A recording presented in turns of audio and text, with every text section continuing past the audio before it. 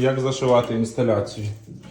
Дивіться, обов'язково, коли інсталяція встановлена, коли ви починаєте зашивати гіпсокартон, мусить бути у цих зонах, мусить добре прилягати, щоб не було десь, наприклад, якщо ви там трошки скривили, наприклад, тут шпари.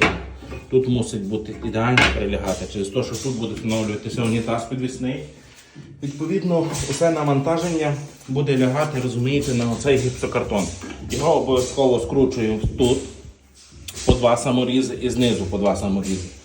Це обов'язково. Ми якраз починаємо зашивати,